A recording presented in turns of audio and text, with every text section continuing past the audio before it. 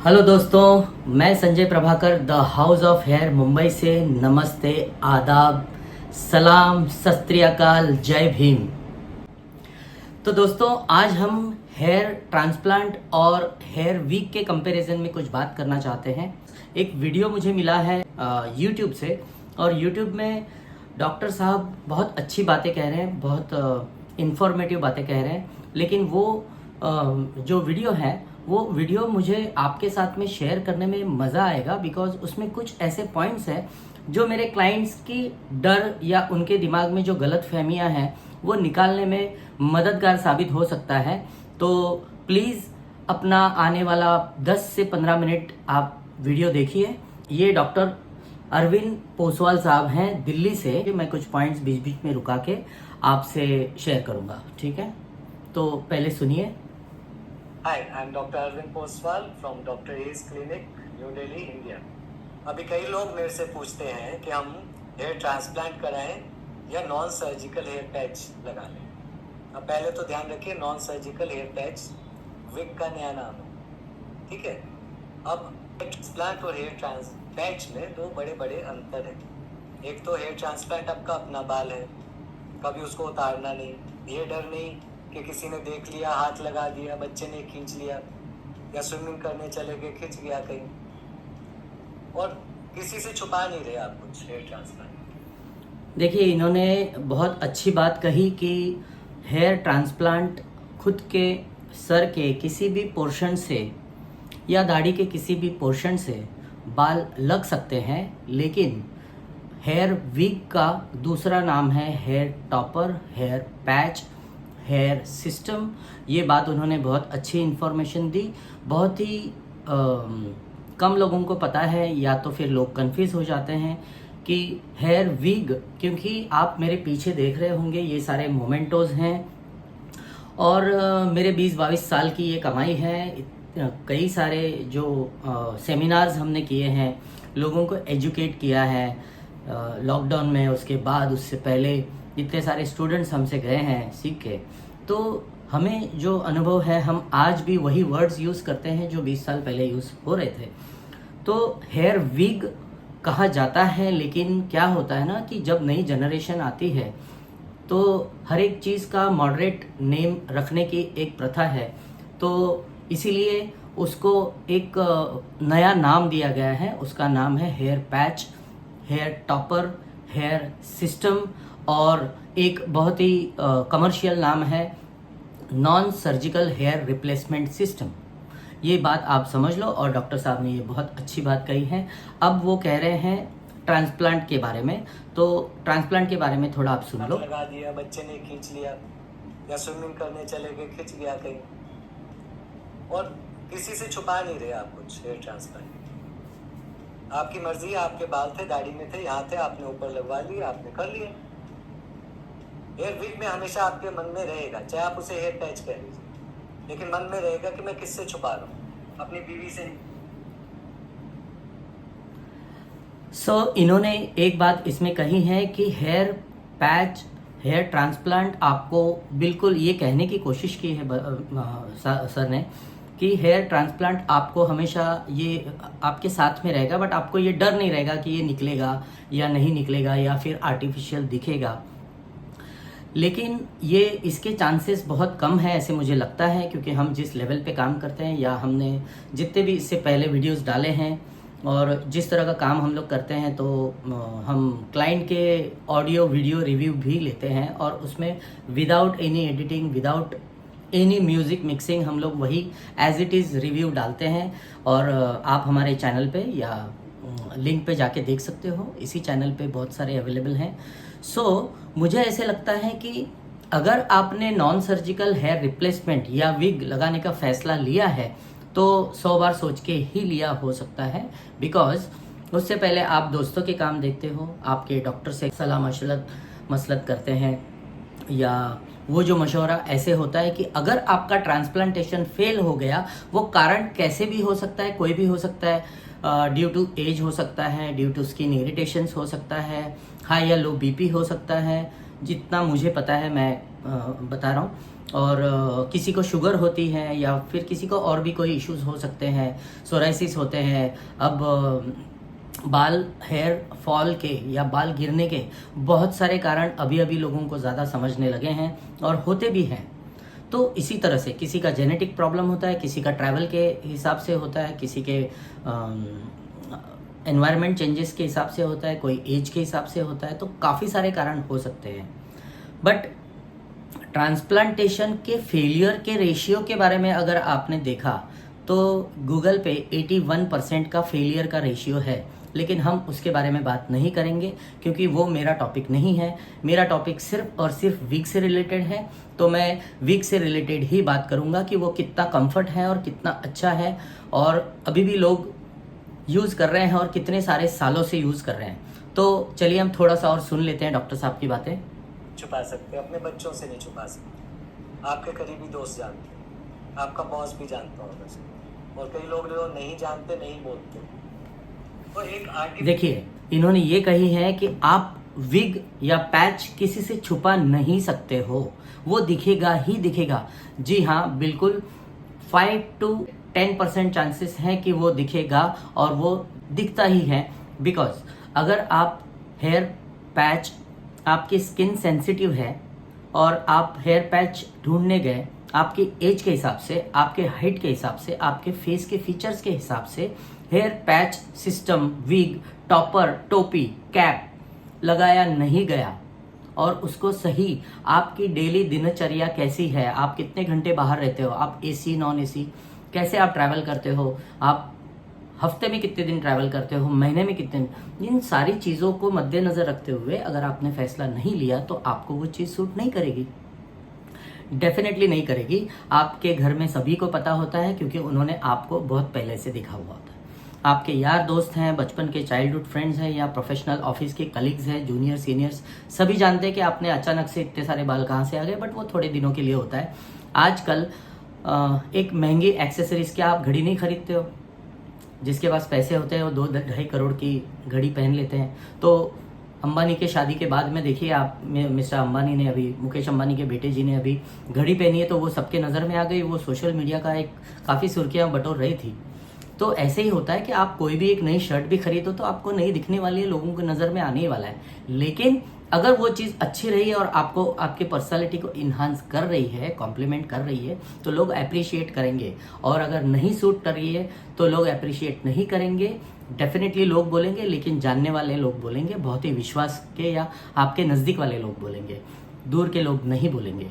ठीक है, तो डॉक्टर साहब का ये कहना है कि लोग बोलते हैं, बच्चे हैं तो उनको थोड़ा सा एकदम छोटे बच्चे 2-3-4 साल के, तो उनको थोड़ा अलग लगता है। बट घर वाले सारे आपके पर्सनालिटी को या फुलर हेयर को नकार नहीं सकते हैं और बहुत ही तरीके से, अच्छे तरीके से अगर बिठाया गया तो बहुत अच्छी बात है। फीचरनेस आ जाती है उसमें। लेकिन चलिए, अगर हम माने कि किस नहीं भी कराना चाहते हम, तो अगर हेयर पैच पहनना है तो कम से कम अच्छा वाला पहनिए। अच्छा वाला यानी मैं देखता हूँ लोग पैच पहनते हैं, विग पहनते हैं, ऐसे कि पूरा घोंसला बना लेते हैं सर। जी हाँ, ये गलत तरीका है। जो एकदम घोंसला वाला या जिसको हेयर स्टाइलिंग का नॉलेज नहीं है, हेयर कटिंग का नहीं है, मेजरमेंट का नहीं है, जो लोग प्रॉपर पढ़े लिखे नहीं हैं उस फील्ड के बारे में बहुत ही ज़्यादा डीपली नॉलेज जिसको नहीं है, हेयर की जानकारी नहीं है। कचरा हेयर भी आता है, प्रीमियम भी आता है, प्रीमियम प्लस भी आता है, हैंडमेड भी आता है, Calcutta, Bangladesh, Korean, China, Tirupati temple hair भी आते हैं। और तिरुपति टेम्पल हेयर में भी 3 टाइप के हेयर अलग अलग होते हैं। आप गूगल टाइप करके देखिए, तिरुपति टेम्पल हेयर का भाव है 50 या 52,000 रुपीज़ पर kg। अगर इतनी महंगी चीज़ एक 50 से 60 ग्राम एक हेयर पैच या हेयर विग में डाल के आपके ऊपर फिट की जाए तो वो कितनी कॉस्टली होगी। किसी किसी को ये नहीं परवड़ता है, इसीलिए वो लोग लो क्वालिटी में जाते हैं। कोरियन हेयर बांग्लादेश से आते हैं, दिल्ली से आते हैं, या इस तरह के काफ़ी सारे रेडीमेड, मशीन मेड आते हैं। तो उसमें सस्ते वाले पीसेस जो होते हैं वो थोड़े से मिक्स होते हैं और किसी का बजट नहीं होता है तो वो लोग करते हैं और वो डेफिनेटली उसका आर्टिफिशियल लुक दिखता है। ठीक है, अब लालच नहीं करना है कि किसी से विग ले रहे हैं तो उसको बोले और ज़्यादा बाल लगाते जाओ। ऐसा हेयर विग लगाओ, अगर पैच लगाना भी है जो हल्का हो, देखने वाले को लगे कि हाँ नए नए बाल जाने लगे हैं। तो अगर मेरे पास तो जैसे पेशेंट आते हैं बहुत कि भाई पैच हमने लगा लिया, क्यों पैच में कई बार वो शेव कर देते हैं सर और पूरा पूरा चिपका देते हैं सर, तो वो चिपका हुआ अनहाइजीनिक हो जाता है, स्मेल भी आने लगता है उसमें से। ये नहीं है कि वो धुल जाएगा, चाहे जितना मर्जी जाली आप लगा लो सर पे, पूरी तरह तो स्किन क्लीन फिर भी नहीं होगा, चाहे पानी जा रहा हो अंदर बाहर से। सर का कहना यह है कि फुलर हेयर तो दिखते ही हैं, लेकिन अगर आप टेप से लॉन्ग टर्म के लिए फिक्स करते हैं तो लॉन्ग टर्म के लिए फिक्स हुए मेथड में आपको इरिटेशन होता है या टेप निकलते नहीं है। जी नहीं, ऐसे ऐसे प्रोडक्ट्स डेवलप हो चुके हैं जो स्किन फ्रेंडली होते हैं, स्किन को कोई भी प्रॉब्लम नहीं होता है। काफ़ी सारे स्किन प्रोटेक्टर्स होते हैं और जो प्रोफेशनल होते हैं, जो हेयर मास्टर होते हैं, इसमें आपको शेप देने का काम करते हैं, वो क्लीन भी बहुत अच्छे से करते हैं। तो हमारे यहाँ पे हर तरीके के छोटे बिजनेसमैन, बड़े बिजनेसमैन, कोई आर्टिस्ट होता है, कोई अपने अपने बिजनेस में माहिर होते हैं, जो आउटडोर होते हैं करते हैं, आईटी सेक्टर वाले, या समंदर में शिप पे क्रूज पे जाने वाले लोग भी होते हैं, कोई कैप्टन बेस का या कोई डेस्क बेस का जो बंदा होता है। हर एक के काम का तरीका अलग होता है। जो इसमें जो लोग मैक्सिमम एयर कंडीशन में बैठते हैं उनको इतनी प्रॉब्लम नहीं होती है, लेकिन जो लोग फील्ड वर्क करते हैं प्लस ट्रैवल भी करते हैं उनको प्रॉब्लम होती है। लेकिन सिर्फ चिपकाने वाला या लॉन्ग टर्म चिपकाने वाला मेथड नहीं है। डेफिनेटली हाँ, आप हर वीक, हर पैच को जब भी आप चाहो निकाल सकते हो, जब भी चाहो बिठा सकते हो, और आपकी स्किन को कोई भी स्मेल नहीं आएगी, अनहाइजीन नहीं होगी, स्किन सड़ेगी नहीं, कोई भी डिजीज आपके स्किन को नहीं हो सकता अगर आप सही जानकारी होने वाले सिस्टम, हेयर सिस्टम सेंटर में जाएंगे तो आपको कोई प्रॉब्लम नहीं होगी। ठीक है, चलिए आगे देखते हैं। अनहेल्दी, अनहाइजीनिक चीज हो जाती है उसमें, कई स्किन डिसऑर्डर हो जाते हैं। दूसरा, अगर दूसरा पैच आता है जिसमें क्लिप लगा लेते हैं यहाँ से या टेप लगा लेते हैं, क्लिप वाले में खास तौर से जहाँ क्लिप लगाते हैं वहां से फिर बाल खत्म हो जाते हैं हमेशा। जी हाँ, इन्होंने कहा है कि क्लिप वाले हेयर पीसेस लगाने से जहाँ पे क्लिप लगती है वहाँ पे बाल ख़त्म हो जाते हैं। जी हाँ, और उसे भी एक अलग तरीके का एलोपेशिया कहा जाता है, बट वो कुछ ऐसा नहीं होता है। आपके बाल जहाँ पे टूटते हैं वो लगातार टूटते रहते हैं, लगातार टूटते रहते हैं, और फिर वहाँ पे आने वाली ग्रोथ कम हो जाती है, या फिर वो पैचेस जैसे ही आप स्टॉप कर दो आपके बाल वापस ग्रोथ हो जाएंगे। तो इस तरह के जो बात डॉक्टर साहब ने शेयर की है, तो मैं मानता हूँ, अप्रिशिएट करता हूँ कि आपको बहुत ही ज़्यादा इजी मेथड में जाने की ज़रूरत है। ट्रैक्शन एलोपेशिया कहते हैं। तो वो एक और ट्रैक्शन एलोपेशिया, यहाँ एक तो बालों को छुपा रहे हैं, उसके बाद 1-1 इंच के बाल यहाँ से वो चले गए। और सबसे मेन चीज होती है कि हर कोई जिंदगी भर के लिए हेयर पैच नहीं पहन पाता।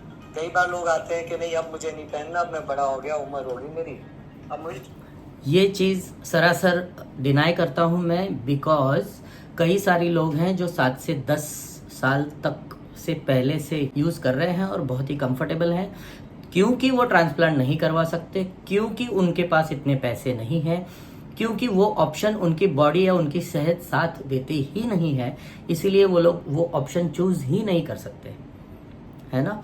तो काफ़ी सारे लोग कंफर्टेबल हैं, और मेरे यहाँ पे तो 22 साल से लेके 65 एज तक के सारे लोग आके चले जाते हैं, किसी को कोई प्रॉब्लम नहीं है। हाँ, ये ज़रूर होता है कि किसी को अच्छा नहीं लगा तो वो पीस निकाल के फेंक देते हैं, रख देते हैं, और बिल्कुल उसको ओकेजनली यूज़ करते हैं, और वो तरीका भी मैं उनको बताता हूँ। लेकिन एक चीज़ तो है कि मैं मेरे क्लाइंट्स को ये सजेस्ट करता हूँ कि आप बिल्कुल फ्रेशर हैं तो ज़्यादा खर्चा मत कीजिए, आप बेसिक से स्टार्ट कीजिए या मीडियम रेंज से स्टार्ट कीजिए। बहुत ज़्यादा एक्सपेंसिव आप सेकेंड या थर्ड अटेम्प्ट में जाइए, ताकि आपको यूज़ करने का तरीका पता चले, आपको मेंटेन कैसे करना है पता चले, कैसे क्लीन अप, हाइजीन कैसे मेंटेन करना है, वो सारी चीज़ें आपको पता चलेगी। तो आपका खर्चा भी नहीं होगा, और क्या आपको वो फेस, सर के ऊपर, क्राउन एरिया के ऊपर 30 से 40 ग्राम या 50 ग्राम का जो वेट है वो आपको इरिटेट कर रहा है तो आप निकाल दो। अगर आपको इरिटेट नहीं कर रहा है और आपकी पर्सनैलिटी में बहुत अच्छा फ़र्क पड़ रहा है तो गो ऑन, राइट। आइए आगे सुनते हैं। छुटकारा दिला दो, लेकिन मैं छुटकारा नहीं पा रहा हूँ। वो क्यों होता है? तो इसलिए लेट्स से कि आप कोई बिजनेसमैन है या दुकान पे काम करते हैं, कुछ भी, तो लोग आपको एक लुक देखे जा रहे हैं इतने सालों से, अब एक सडनली से कैसे चेंज करोगे? तो उसके लिए हमने कई लोगों को मदद किया कि ठीक है, हफ्ता भर की छुट्टी लो, लोगों को आदत डलने दो, थोड़ा ऊपर से हटा के हम जैसे हेयर ट्रांसप्लांट कर दें, उसके बाद वापस पैच हल्के से लगा लो, जब नीचे से बाल उग जाएगा, अच्छा लंबा हो जाएगा, तब 1 हफ्ते की छुट्टी हिल स्टेशन पे मना के आए। उस समय जब जाओ तो बालों को एक जितना काट दो, वापस आओ तो मैं भी दाढ़ी उगा लो, थोड़ा सा फ्रेंच बियर्ड उगा लो, लोगों का ध्यान नहीं जाएगा कि आपने हेयर पैच हटा के ये कर दिया।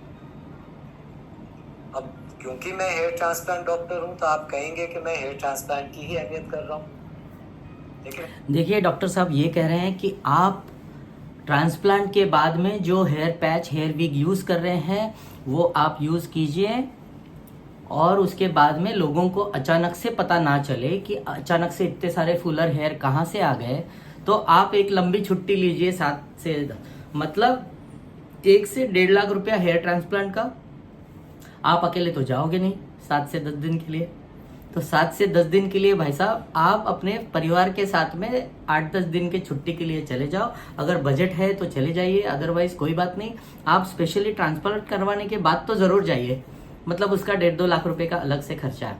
और फिर उसके EMI मतलब कई सारे सेंटर्स हैं जो EMI देने के लिए, EMI में आपको फैसिलिटी देने के लिए तैयार है।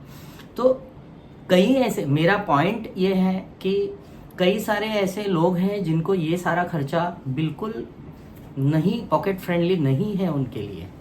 मैं ये सोच रहा हूँ कि हर चीज़ इस दुनिया में, हर चीज़ हर किसी के हिसाब से नहीं चलती, अपनी अपनी एक सोच भी होती है। इतने सारे 20 साल तक काम करने के बाद में मेरे सामने ऐसे ऐसे कई हेड शेप्स आए हैं जो कहीं से चपटे हुए हैं, कहीं से बड़े हैं, कहीं से गोल है, कहीं से बहुत ही फ्लैट है, कहीं से ओवल है। तो इतने सारी चीज़ें हमें तराशने के बाद में पता चलती है, और वो नए नए चैलेंजेस हमारे सामने आते हैं जिसको हम उसी शख्स की चीज़ें उसी शख्स के साथ डिस्कस करते हैं।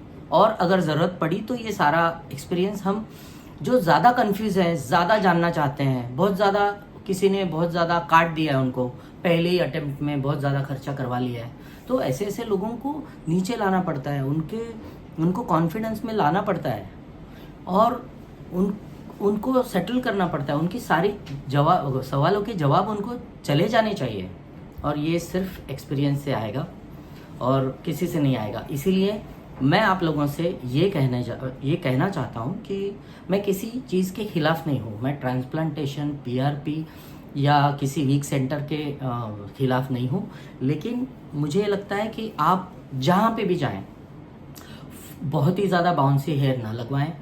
अगर आपका बजट नहीं है तो जिस भी ऑप्शन में आप जाना चाहते हो जाओ, लेकिन बहुत ही सटीक सोबर लुक लेके निकलें।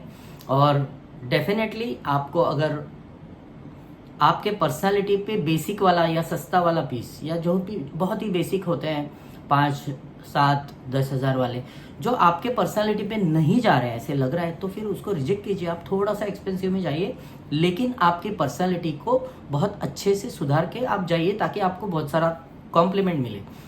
और हाँ, ये चीज़ मैं फिर एक बार कहता हूँ कि आप अगर अच्छे क्वालिटी के हेयर पीसेस में जाओगे तो डेफिनेटली किसी को पता नहीं चलेगा कि आपने हेयर विग पहना है।